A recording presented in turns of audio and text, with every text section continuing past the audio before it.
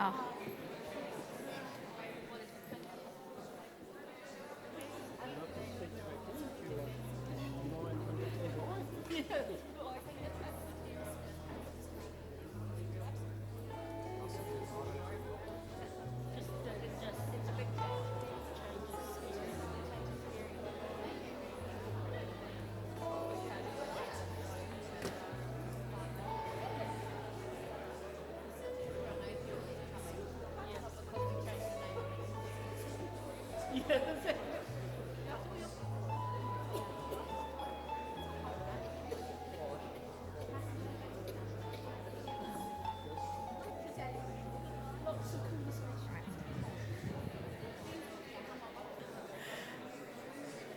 Kia ora anō tātou.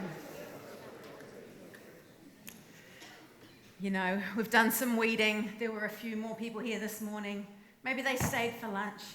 Maybe they were ready for a nap. But I would like to officially welcome you to the graveyard shift. These wonderful people on stage, it is their job to keep you awake for the next hour. Are you guys up to the task? Manaaki is. Apparently Manaaki's got enough energy for all of us, so I'm looking forward to that. All right, I have a quick question. I can't see many faces, but I do want you just to call out a couple of things for me before we get started. Highlight of the day so far. Can I have someone down in this area? Highlight of the day, anybody?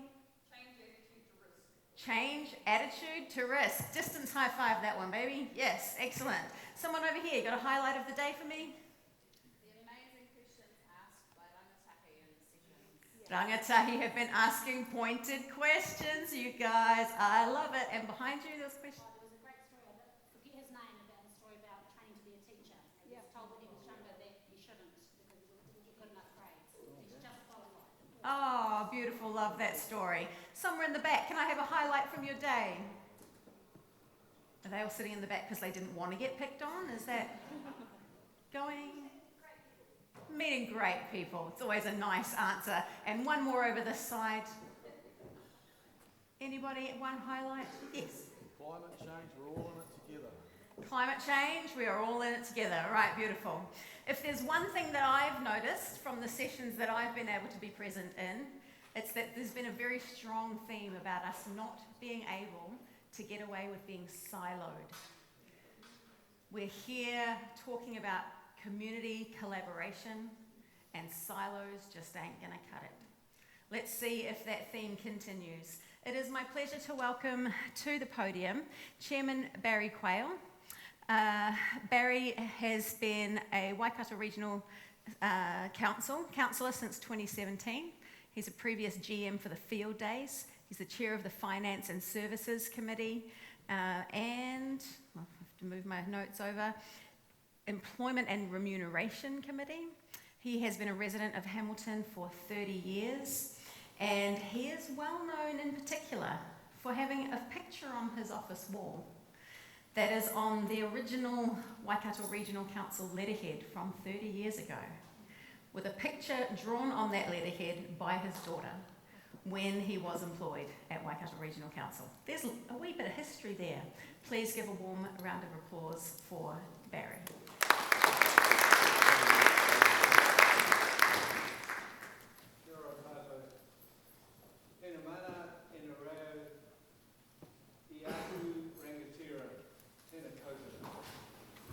I acknowledge Kingi Te Heitia, the passing of Te Maki Anaru Tamihana, Minister Namaya Mahuta's commitment to this work stream.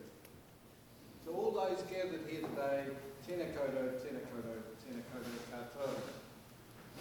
You know, Margaret started off the session, Margaret started off the session, and she really covered where we've come from, because it's important to realise where you come from to know where you're going to. It's that journey that we have, all of us in this space. So instead of me telling you where we've come from, which Margaret's sort of covered, I'd like to give you, and I really love that commentary that you saw from the audience, because I'm here to listen and to network, because those are the tools for us to move forward. So what I've taken out of this is several comments. The first one to me was sense making. The second was different sectors are interconnected. Areas that are not normally connected is the other side of things. And then we have, this is what needs to happen at different levels. When come together to find solutions, we have the power of the Waikato plan. If you're and I like this one, and I think many of you do, if you're not at the table, you're on the menu.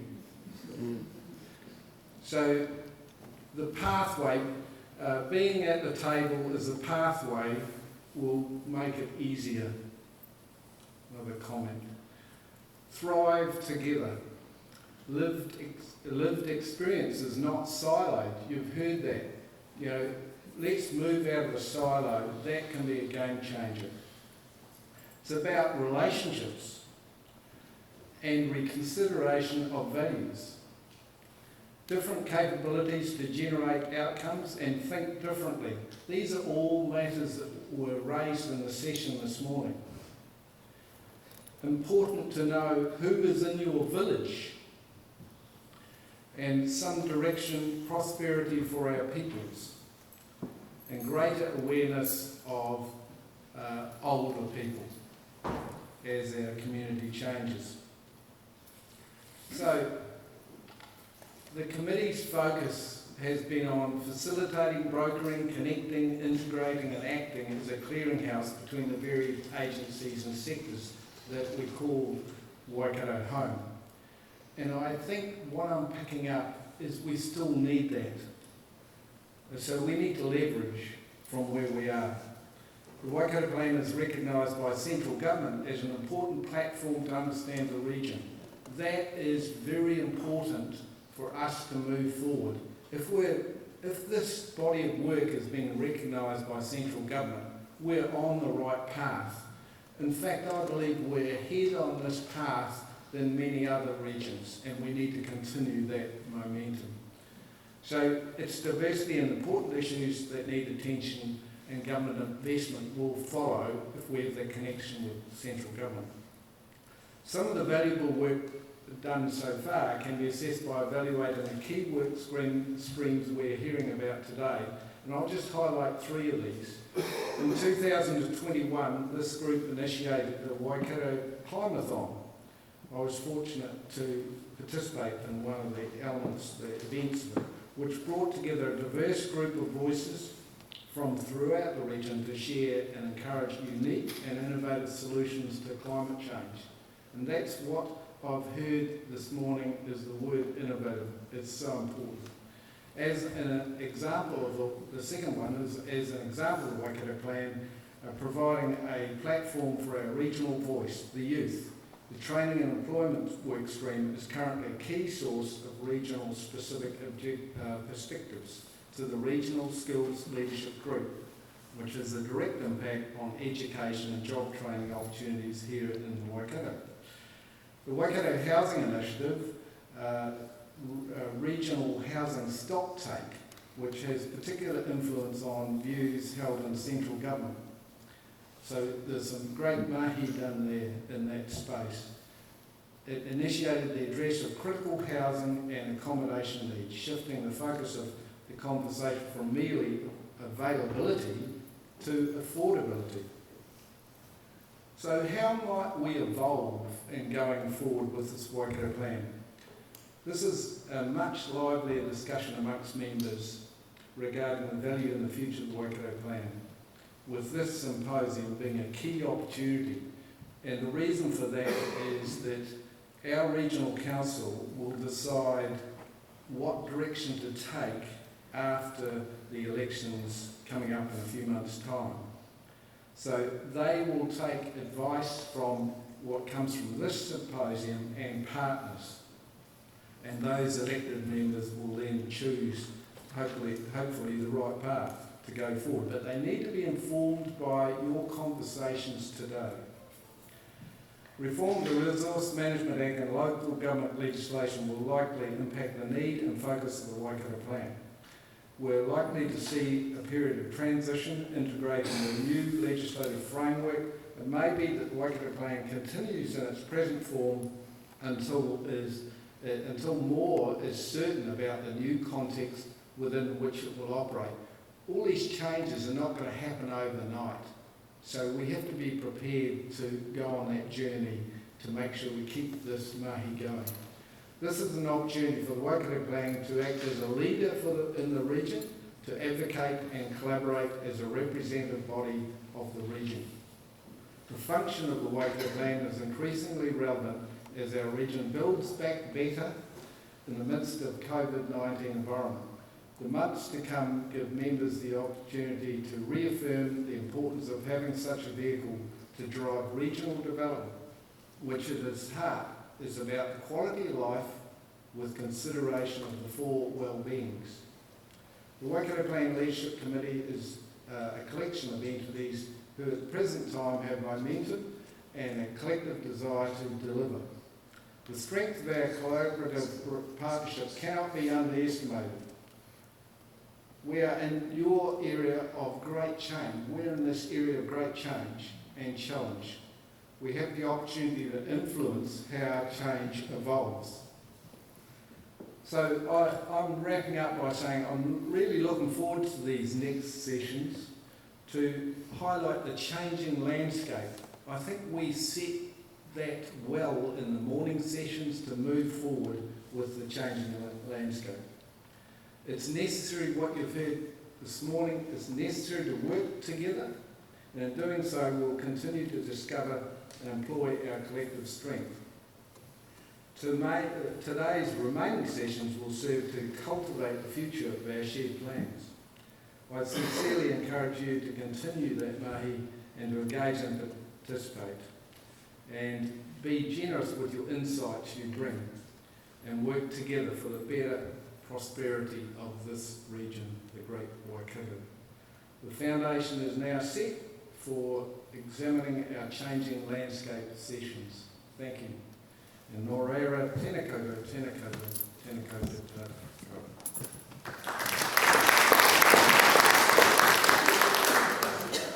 Barry, I've just got a very small gift for you on behalf of us all, not only for your words today, but for all of your work. Thank you so much. All right. Well, if there's anything we've learned the last couple of years, it's how to be adaptable, isn't it? And what was once a panel of 5 for an hour is now a panel of 3, still for an hour. So, 2 hours, not 2 hours? Okay, we'll stretch it out now. So I would like you to think as we go through our questions up here, what questions you may have for the panel. After we've heard from them for a little while, I will open up the floor. Let's keep this conversation going. Today is all about whanaungatanga, it's all about connection, it's all about collaboration, and that doesn't happen in a one-sided way. So we're going to start up here, but then we're going to come out to you guys. So I would like to introduce these wonderful people on stage here with me. Let me get my little notes. I promise I'm not checking my texts. It's the only phone I've got with me, so I will just tap it occasionally. And I will let these people introduce themselves to you better than I can, but I will tell you that we have Manaaki Nepia from Waikato Tainui, we have Lisa Gestro from Waikato District Health Board, and we have Hamish from Te Waka. Let's start down there with Hamish, since I just picked on him. And oh, he just said, are you allowed to say that when you're on stage? I don't know. The question for you to get us started, Hamish, is please tell us a little bit about who you are in your organisation, and maybe you could tell us a little about what collaboration looks like for you in your day-to-day role. Tēnā koutou katoa. Thank you, Shelley. And I did say bugger, my apologies. Wonderful with microphones on the stage. Look, I'm the chair of Te Waka, which is the economic development agency for the broader Waikato region. So very much an agency that's small and focused and is about working collaboratively with those around the region, from our 11 territorial authorities to business owner groups. And I want to acknowledge also Fiona is in this room somewhere. I've got my reading glasses on so I can't see anything. Fiona up there, who's our new CE, who started last week, so she should be on the stage rather than me, but she's given me some wonderful direction on what I should be saying, and I'm listening. Thank you, Fiona. I think, look, tying into Barry's comment earlier on around silos, I think this region has got immense potential, and and there's a lot of passion. I think what we're really good at now is creating forums which overlap and effort which is duplicated. And at times that waters down the mahi we're doing, and I think we've shown a lot of leadership. And the Waikato plan as a forum for leadership and connection, I think, is super important and absolutely must continue. But collaboration requires more than just leadership. It requires people around the water cooler talking, working together. And I think that's where there's a massive opportunity for this region as a whole to come together and to show leadership and stand up for what we believe in. Te Waka's in the process of hatching a cunning plan on that, which is sort of we're branding Waikato Central, or the Waikato Edge, around how do we, working with a number of others, how do we genuinely bring people together into a collaborative workspace so that we have the leadership from those that are on the Plan Leadership Committee. But we're walking together, we're talking together, we're learning together, we're sharing ideas, and we're harnessing that collective passion for the benefit of the Waikato. So how do we bring together local and central government? How do we bring together iwi Māori? How do we bring together business, together with education, together with social and community? Because I think it's all very well us focusing on the economic, but we're doing it for the well-being of our peoples. And I think the interweaving of a social outcome is the single most important thing for this region. Kia ora. Thank you so much for that. We're going to go over to you, Lisa, with the same question. Tell us a bit about who you are, what you do, and what collaboration looks like for you in your day-to-day role. Thank you. So, kia ora everybody, I'm Lisa Gestro. I have a very salubrious title. I'm the Executive Director of Strategy, Investment and Transformation at what was, up until Friday, the Waikato GHB. As at this week, we are something kind of informally known as the Waikato District of Health New Zealand. So there's a definite sense of transition around a state of kind of unknown in health currently, which obviously is exactly what we're here to talk about today.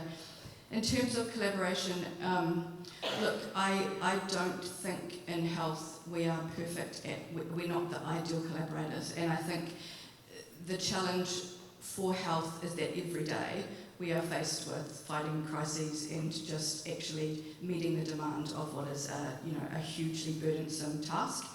The last couple of years in this district in particular, we've been, had the extra challenges of the cybersecurity attack, and we faced that in the midst of what was already a COVID response time. So, really, really difficult, and yet so important that we are actually thinking about how we are performing within a network as opposed to just performing on our own, and making the time to do that effectively. Really, you do need to carve that time out to make that a value-add part of the business when you are faced with that busy kind of day-on-day burden of actually just meeting demands as they come at you. So there are some people in health who do it more effectively than others, and I think being part of our COVID response is something that is a really fantastic example of how the health system came together, and many of you in the audience were part of those collaborations. They were fantastic lessons in terms of holding a mirror up to the system that we are a part of. We were forced to really remove barriers to get out of the way of our own bureaucracy, to enable partnerships, to get alongside our iwi partners, to enable them to care for their people. And it was a really fascinating learning for all of us in terms of understanding what collaboration looks like on the ground, when you are faced with a common problem.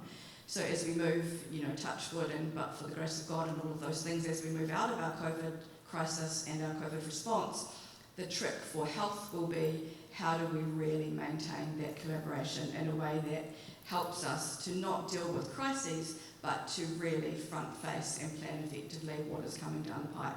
And obviously for health, that is some really significant both challenges and opportunities. So I'll leave it there for now. Kia ora, Lisa, thank you very much. Manaaki, kia ora. Tēnā tātou, ko Manaaki Nepia tōku ingoa, nōku nei ahau no Waikato, no Ngāti Whawhākia no Rāwi Pōkika, no reira tēnā tātou. For those of you that were in the climate change, you will have seen I got on the stage better than I did in the climate change hui. That was not very graceful, so to Jen, thank you for letting me get on the stage. And if I did fall off, I was taking Gareth with me. You didn't know that, but I'm just telling you now, Gareth, you're still in the stages. You were coming off with me. I'm the general manager, one of the general managers within Waikato Tainui, and that role entails working across a number of kaupapa, which is our taiao, our hapuri, so looking at health, and whanake around economics. So it's an honour to be sitting on the stage with both Hamish and Lisa this afternoon, given those kaupapa that I currently hold. In my substantive role, I'm the strategy manager within our rights and interests team, and in that particular role, I look more so at settlement protection, particularly around our 95 Raupatu settlement and our 2008 settlement. So I've got questions that I was writing answers to while Barry was having a speech, which I thought was a great speech, by the way, but I was putting down my answers to my questions. But in terms of the part-time that Shelley's just given, I think collaboration is critical for iwi, not just here in Waikato, but across the motu. Obviously within the context of the treaty itself and what a true partnership is. But I also think in terms of if iwi are to achieve the aspirations that they have, it does require having very significant partnerships and relationships with others that are better resourced, that have the brilliant minds, that have access to data and information that iwi may not have access to at this point in time. So I think collaboration is a critical piece of our work program in order for us to achieve what we need to achieve, and that achievement is around how do we, protect and sustain our wai, our whenua, because if we can do that, then we are protecting and sustaining the livelihood of our tribal members, and in turn we are protecting and sustaining the livelihood of the communities that they live in. So that's probably where I'll leave that, Shelley. So kia ora tātou. Kia ora. Thank you, Manaaki. All right, when I looked at the description for our session together this afternoon, I did tell these guys up here on the stage that the first part of our panel discussion was going to be a spelling bee, because in the description of our session it starts with a compendium of policy reforms. So my first question is, who can spell compendium? No, I'm just kidding. A compendium... Go first and say no, because I didn't do school C, so yeah, nah, not me. So Hamish and Lisa.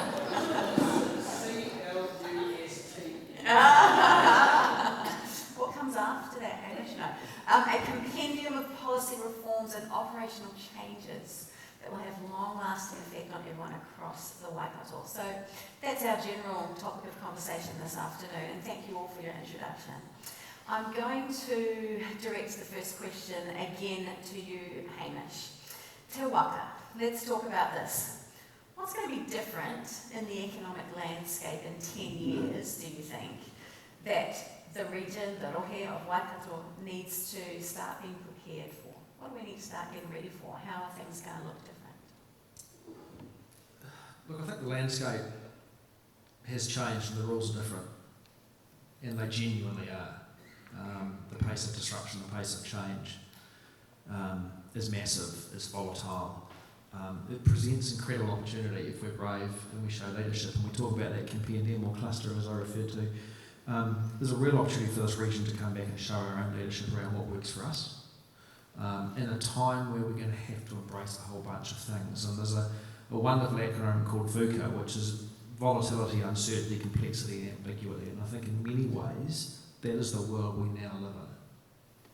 That requires us to work differently. And I think as we've gone through COVID, and we may be going back there unfortunately, but a number of people said, phew, it's over, we can go back to normal. Well, normal is gone. I know we've heard that 98 and other times. So it's how do we work differently in an environment where complexity is part of who we are. How agile and adaptable are we to circumstances that may change on a monthly, daily, weekly basis? How do we do that as a community? That collaborative effort that we talked about in that first question show is important. How do we bring that back? So I think there's a couple of, if I look at two horizons here, there's some short and long-term trends. I think there's 4 short ones that I'll refer to.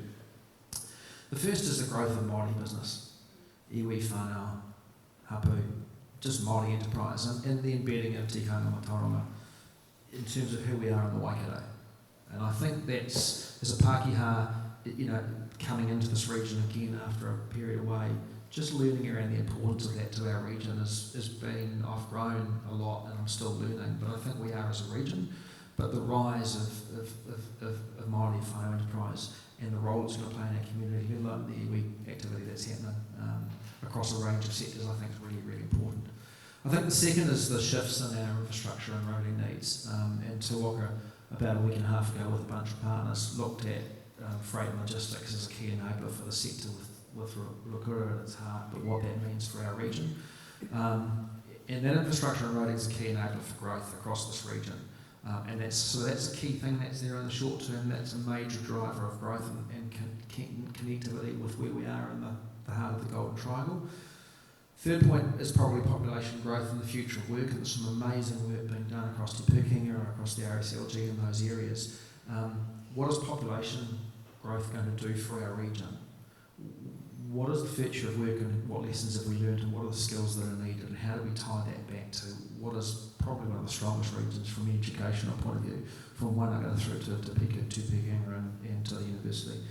And the last is around what I want to call a renewable energy phase. I know it was referenced briefly in the panel on climate change this morning.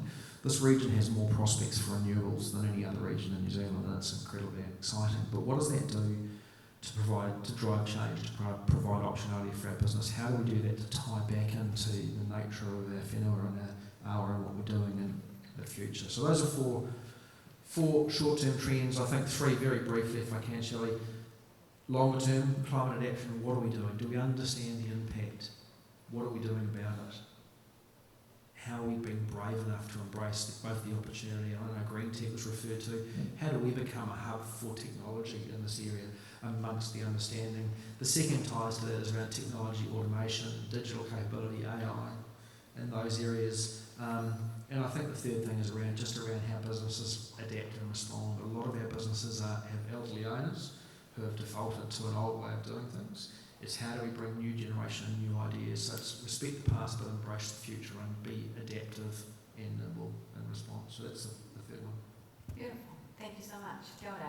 Just to shake things up a little bit, does anyone have a question or a response directly to Hamish about that particular question and those statements?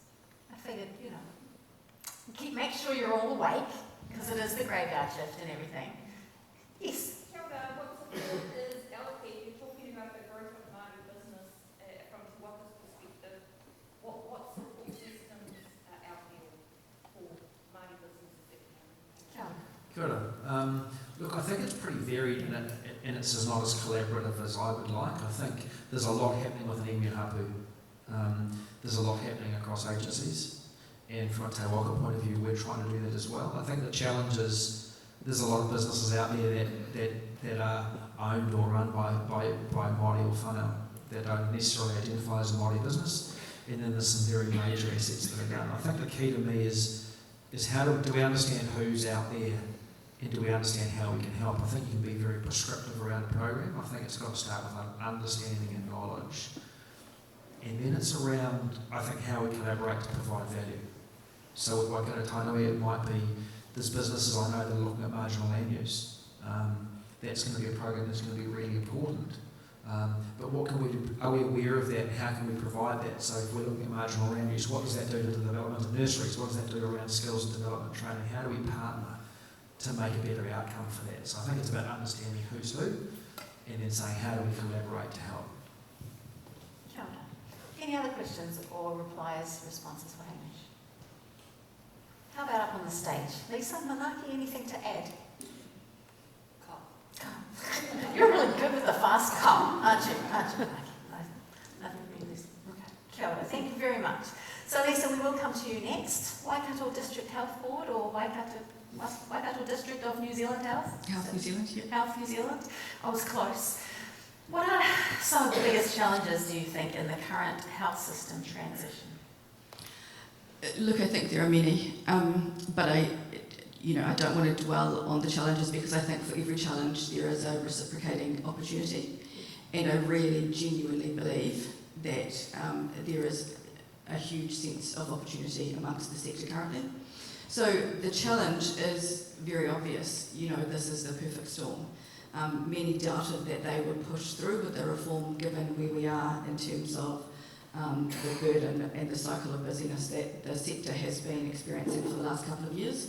And some predicted that this would be the straw that broke the camel. So that's an obvious challenge. We are in a really testing time, but I think there is never a good time for reform and for change.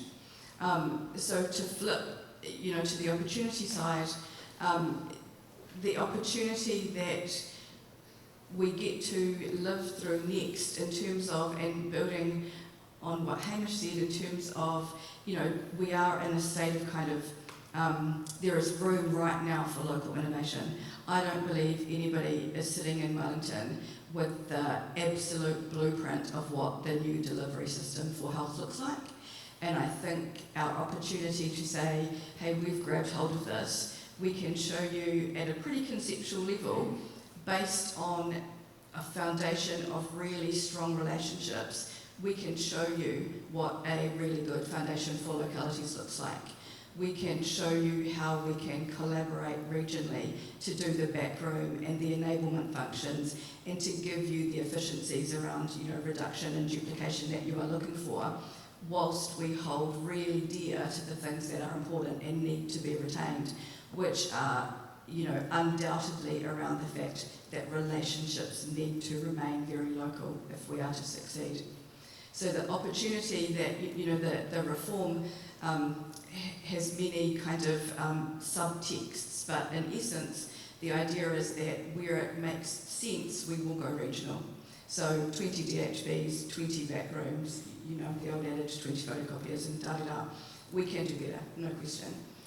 But the real value is in actually being able to work from the very, very flax roots up and understand that actually communities need to be empowered to look after their own and to make some really fundamental decisions about what good looks like for them. So it may sound like nuance. There's nothing that's actually been stopping us from getting on and doing that for the last 2 decades. And we've had kind of bites at it and we've danced around the edges of it, but we need to absolutely be pushed into something that looks like transformation, albeit that, we don't want to be the straw that breaks the camel. But yeah, fantastic set of opportunities. The advent of the Māori Health Authority is a real game changer. So our ability to really demonstrate what co-governance, co-leadership, pile-order commissioning, all of the things that equally have been within our remit for the last kind of 2 decades, but we've struggled to really land. Those things are now painted for us with a clarity of purpose that I think, will make it very easy in this district in particular for us to leverage off those things that we've already begun, and have a really good foundation for, like our iwi Māori partners. And our relationships with our iwi Māori partners. So, so yes, challenges, absolutely. Workforce is, far and few between. The borders have been locked down. We are asking a huge amount of those who are in the health sector currently. But as leaders, it is really imperative that we keep describing the vision, we keep articulating what Paiora looks like, and keep helping them step towards that in a way that, the reforms are really going to help us push forward. Kia ora, Lisa, thank you very much. I know I, for one, am very grateful for all of our frontline staff, and I just really want to acknowledge frontline medical staff in particular, how hard the last couple of years has been, and now we're in the midst of flux, and that's an added complexity, isn't it? So definitely they're on my mind.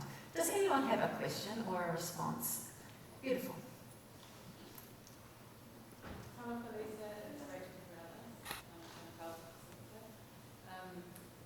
Today we've heard a lot about collaboration, and this is just comment and then 2 questions. But my comment is, I've been in this space for 5 years now, and there's a lot of different conversations happening, and I wonder maybe if it would be more helpful if all of us, if we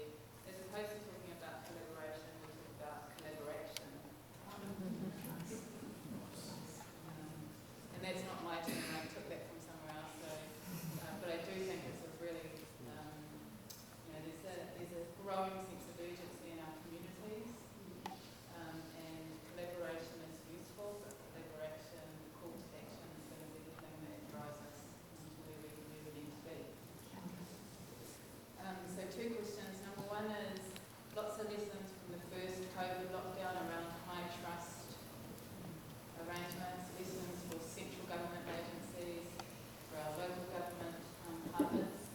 How with the reforms will you and your sphere of influence ensure that those lessons are not lost? Because what we saw shortly after that first lockdown and moving into the second, and is still happening, is this desire for government agencies to take power back slowly, and focus again on outputs instead of outcomes. So the first question, how do you make sure we don't lose sight of the lessons that we have learned from COVID? Second one is equally. From an equity perspective, the DHB's own equity report shows that in some very key indicators for wellbeing, Pacific actually are doing worse than Māori. And there doesn't seem to be any conversation about that. So from your perspective and your sphere of influence, what does equity for Pacific, acknowledging that it is a growing population across the region, there's migration from South Auckland into the region, what's that going to look like for us locally? Just a couple of light questions. Rachel's always the one that gives the insightful challenge, and I absolutely appreciate that. But I love the collaboration thing. I'm going to take that away, absolutely. So, first question. The learnings of COVID are actually, you know, what's the old adage where you get to the point beyond from which you can return? That's poorly put, but you know the point where you get past, you know what I'm trying to say. We're at that point. So even if I was the most effective middle-class bureaucrat that was in the sector, I couldn't turn this around. I couldn't turn this back now. So you should take some comfort that it has become, at least to a majority, the way that we do business now. I'd like to think that I'm not actually the worst bureaucrat that in the sector, and I have tried to lead a team, particularly of funders, who actually don't know or don't have an association that money equals power, because that was 1984, and there was this, a health system that was predicated on funding and providing. That is completely an outdated model. What we like to think of ourselves as being now is facilitators of strategy and really effective partners to come together to collaborate for outcomes. So that's the way that we lead out, that's the way that we try and do our business. What needs to follow now is some action rather than just good intent. So I can sit here and say that, and yet I will send you a contract tomorrow that asks for you to count the widgets and to send back in to me at the end of the month how many widgets you delivered. So turning that particular tide is tricky. However, the reform totally has grabbed hold of that vigorously. So the Paiora commissioning framework is something that is freely available. It absolutely comes from a place of whānau, not of service, not of organisation, and it really understands what the premise of partnership to achieve Paiora looks like.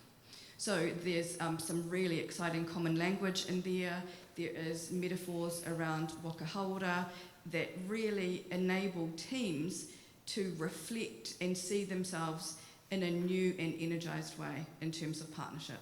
So in terms of the future, I'm really positive and optimistic about that. In terms of health outcome for Pacific, there has been, not through any intent or any fault of individual, a homogenisation of the way that we do our core business.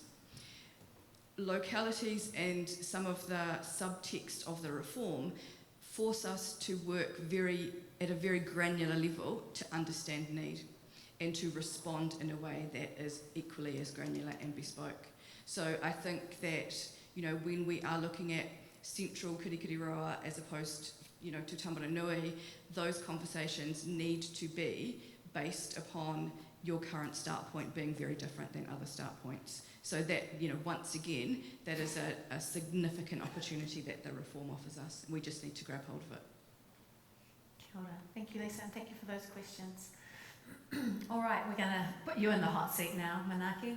Bring it on, bring it Excuse on, me. Shelley. I'm so sorry, I need to drink some water. So, Waikato Tainui. What are some of the, well, it says what are some of the greatest challenges. I think all the questions here are about challenges, but it does also say, where do you see new opportunities for iwi arising? So, Kia ora, Shelley. Firstly, thank you for that kupu, Rachel, that reaction. I love it. It's like I was voluntold to be here today. So those are two kupu you can take away today. Whānau, collaboration, and voluntold, that you're going to sit on the stage and be part of the panel. I guess just in terms of the pātai, I think just fundamentally from a iwi's perspective, like everybody, and I'm probably confident enough to say that, it's the barrage of the reforms. There are so many reforms coming at us, whether it's Three Waters, RMA, the health reforms, local government. They are all, the momentum of them coming out of central government are huge. So those are the challenges. And the challenges for iwi is purely based on the fact that, and again, I'm sure that some of you in the room feel this, we don't have the capacity, let alone we're all time poor to be able to effectively contribute to the reforms, because they will make they will have significant impact on how organisations operate going forward. In my introduction, I talked about our two of our, for us as Waikato, is our Raupatu settlement, which was in 95, and our river settlement, which was in 08. And I just want to acknowledge Minister Mahuta, and I saw Councillor Mahuta here earlier, their parents, both Sir Robert Mahuta and Lady Raiha, who were instrumental in these two settlements that took place over that period of time. The 95 settlement was a trailblazer that set the settlement tone for treaty settlements in this country going forward. And those two individuals, granted they had a big group of people, they had a tribe behind them that helped progress that, but they set the tone for what settlements look like in this country today. But they were legacy leaders, and so from an iwi perspective, in terms of those challenges, those settlements, particularly our river settlement, is intimately intertwined with the RMA. And if you're familiar with the RMA, you will know that there will be significant impacts on that particular piece of legislation and what it has on our settlement. With the Three Waters, again, there's significant impact, not on our settlement as such, but actually on the physical being of our tupuna awa, the Waikato. It will have significant impacts on that. But I also want to acknowledge in Minister Mahuta's opening address this morning, and I guess that's the opportunity she talked about for this region. Co-governance isn't new to us in the Waikato. We have the Waikato River Authority, which was established out of the settlement, out of the 08 settlement. And that sets your platform for what co-governance is. Now, there are a lot of challenges. There are a lot of haters in this country when we talk about co-governance. And I think those are perceptions of what co-governance is. It's not necessarily what actually is happening on the ground. And it's about, and I think in a number of the forums this morning, we've talked about that, the collaboration, the relationship. Those are critical. And I think those messages that the Minister gave this morning around the adaptation, around co-governance for this region isn't new. And so while there are challenges from an iwi perspective, we are looking at what those opportunities are. And as I said, there are significant opportunities in this space for us when we look at the reforms.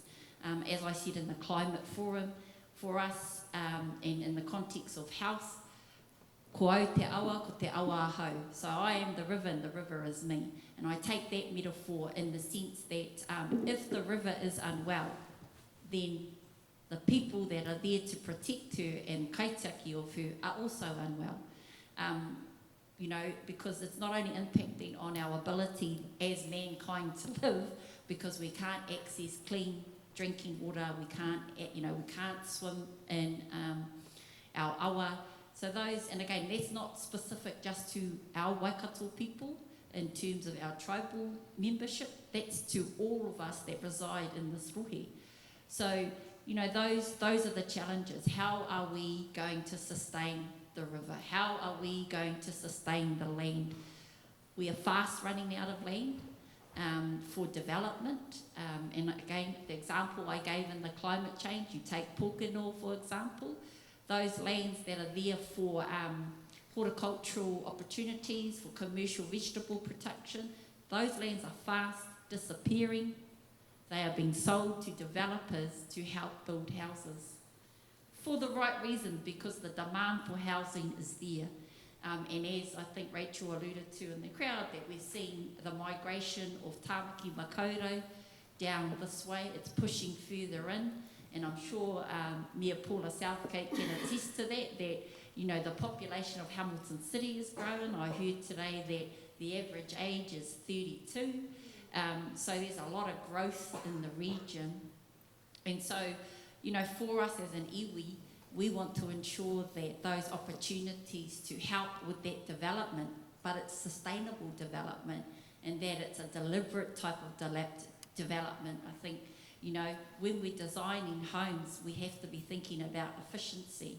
And again, one of the panellists, Gareth, talked about that, you know, we are going to, our landscape for the high use of our energy and power is going to look very different, because our fossil fuel energy, our renewable energy does not match our fossil fuel energy. So that was quite insightful for me to think about that in terms of what does that mean in terms of any development that comes to this region going forward. And again, from a tribal perspective, we also need to look at that in terms of our role as kaitiaki to protect our river, because any infrastructure development is going to have an impact on the river, because you're going to need to access that sustainable resource, which is the water, to help sustain us as a community, as a tribe, you know, but also being mindful that our awa not only sustains us, it actually provides 60%, of the water supply to Tāmaki. So there's a lot of pressure on our awa in particular. And so from our perspective, while that is a challenge, we are also looking at what are those opportunities for you know, sustaining that. So, you know, the other thing I kind of wrote down was also, with all of those reforms, I think one of the things, that challenges that I've seen, and we talked about sitting with the different central agencies, local, regional government, is that it is evident, and from an iwi perspective, we see it, silos. So there's an ability for our partners, whether they're central government, local, regional, to operate in a silo, which is part of the challenge, because the iwi is the iwi. We've got to sit in here and we've got to go across all of that. So, you know, those are the challenges that we face. We're up for the challenge though, bring it on. And I think it's about, so what do we need to do to change it? And I think it goes to your question you asked the panel early, Shelley, around, you know, what does collaboration look like? The other thing I'd probably say in terms of those opportunities is there are some significant pieces of legislation from a tribal perspective in our settlement, Te Mano Te Awa or Te Mana Te Wai, that now is actually up there as a piece of legislation. Granted, I'm not going to lie, it's disappointing that it's taken a whole national policy statement from our central government for it to be recognised for the status that it actually has. I don't think we as a region realise how powerful our river settlement, the Waikato River settlement, which, so you know, doesn't just apply to Waikato as an iwi, it includes Raukawa, Maniopoto, Te Arawa Iwi, Te Arawa Iwi River Trust, and Tūwharetua. So that's the large scale of the settlement. That's as far as it goes. So there are 5 river iwi that are included in that. But there's a piece of legislation within that settlement, which is Te Ture Whai Mana, that has some significant mana in there. And so, disappointing that it takes a big change for this to now be recognised, but we'll take that and we'll be, as an iwi, we will push to ensure that it maintains the leverage and the mana that it holds, because there are things in that piece of legislation that can change the game. And again, I think Minister Mahuta alluded to that in her opening address this morning. So, yeah, you know, again, and I think the panellists have said this, while there are challenges, it's the opportunities that come from that, and from an iwi perspective, those are what we're looking at. As an iwi, we are recognised. We are an economic powerhouse in the Waikato, and I think we had a pātai ringa from one of our board members around what does that look like for Māori businesses. I think that growth of the Māori businesses actually means growth for the region as well. And so for us, you know, recognising that we are an economic powerhouse, I go to the point that Hamish raised, but we are also a powerhouse in our ability to advocate for social justice, for change around around the environment. We are a big player in the game, and for Waikato as a region, including the Waikato plan, I think we've got an opportunity to actually drive that, to be probably the gold star or the standard going forward, because we've got all this development coming into our region. We have a growth industry. There's a lot of development that is happening. One of them, obviously, from the tribe we have is Ruakura. That's a big development. Again, that will be a big economic development. But that economic development creates the social procurement opportunities that sit behind that. If we're going to build houses, we're not just about building the bricks and mortar. We're about building the intergenerational growth and wealth. And I know that our former chair, who will be on the stage this afternoon, will talk about that and those opportunities that sit from an iwi perspective. But yeah, those are the opportunities I see from an iwi perspective. So, kia ora. Tēnā koe. Beautiful. Does anyone have a pātai or a response for Manaaki? Questions for Waikato Tainui? Manaaki raising from Waka. I'm curious on your perspective, or Waikato Tainui's perspective, on the demographic shift that we see coming with the sheer volume of rangatahi Māori within the region, and as they grow and as they become more and more of the workforce, how that changes the dynamics in the region. Keen for your thoughts. Kia ora, Rosie. I think just we were crunching the numbers last night around from our tribal register. So we have a register of about 80,000, and we were looking at, so these are our members that have registered to Waikato Tainui, and our numbers match probably what the regional growth is in terms of our rangatahi. From an iwi perspective, I think, like many of us, it's how you steer or pivot the ship, the waka, to be able to respond to that growth and development for our rangatahi Māori, our rangatahi Waikato. And I think one of the things that we are looking at from a tribal perspective is, basically how do we do that?